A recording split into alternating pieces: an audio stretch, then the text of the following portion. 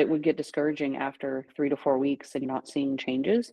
The consistency would dip, and then there'd be a resurgence, and then same thing, not seeing the desired results, falling on and off, and doing too much trying to find that result. Working out, running in my basement, not being comfortable to run in a sports bra and running pants in my own home, not wanting to see that reflection in the mirror, race photos, not liking what I'm seeing in photos where I've trained really hard and should be very proud of myself. And that was the focus was that's not a great looking photo. That doesn't look good. It was one of those things that friends could see the race photos that raced with me. And it was one of those, you look great. I don't feel great. I don't want to post that. Find another photo to post with my medal. The heavy lifting makes me feel strong. Seeing that progress, taking my eyes off of just the physical.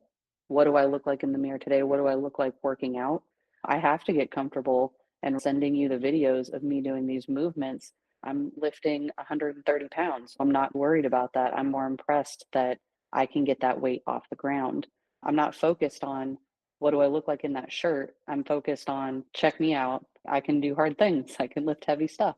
Mhm. The amount of communication between you and I kept me accountable. You were paying attention to what I was doing.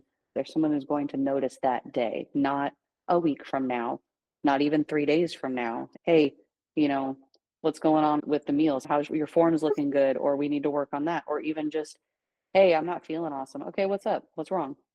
It became something that I rely on, made me say, somebody's paying attention. There was a day a couple weeks ago when up to the weight, I dropped one of the bands for the pull up and I nailed those squats. It was 3 or 4 in one workout. The excitement, jumping up and down. I did it. It was really important to me. I want Valerie to see this. I did this. And I lifted that. I was so amped, one less band to help. That was a really pivotal day. I killed it. But Mm. also, you were just as excited for me, would amp me up to want to keep doing that. I was making me proud. I was making you proud. That was a big deal for me. When I first started, we had our talk beforehand to make sure that I was in this. It was a real commitment, not just to myself, but to you. I'm doing this. I'm making the effort. You're giving me your time. I need to give you mine and my effort with it.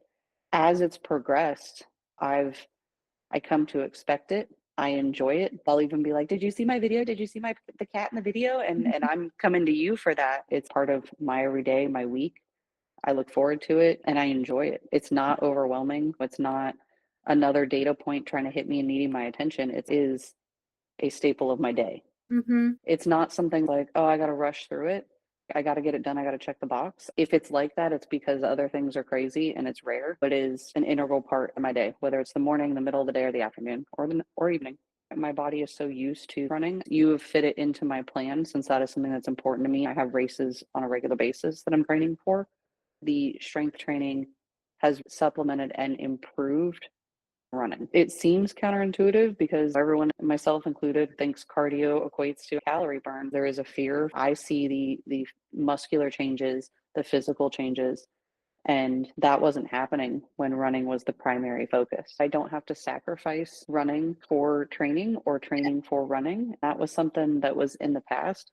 I had been told had to be a trade off. And that's hard when you enjoy a sport but want to get better and get stronger. Strength training, you can do it. The accountability aspect from a program like this is really what makes the difference. And the corrections and the training, it can be scary to lift up a barbell. It is terrifying to me sometimes to put it above my head without a spotter, but by having you in person via videos doing the corrections, that personal attention is what really makes a difference and has made myself and others feel comfortable in saying, okay, I know how to do this right. I can do this a little heavier.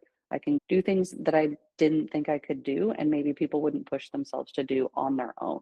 Mhm. With Peloton, it's fun. I did enjoy it, and I do enjoy it once in a while, but this is more focused and you see results. I've seen results doing it this way Mhm. versus the online classes. You're not working the same muscles, you're not going to see that progress as fast. Yeah. You're not typically progressing in weight because there's not time, right? If I'm trying to get in as many reps as I can in 30 seconds, I'm not about to do that with 100 pounds. As someone who follows a couple favorite Peloton instructors online, you see them in the gym doing these heavy exercises in supplement to doing these classes. It's a commitment to yourself, but it's also a commitment to you.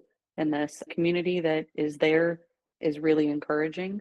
You need to be ready to commit to yourself and do the work, but you have helped me make that commitment on days I don't have it. That's why I think the program really works and why I've enjoyed it. And when you start to see those little changes or even nailing a move, right? Those little things add up and make it to where it's that much more fun. It's that much more of an accomplishment after every workout.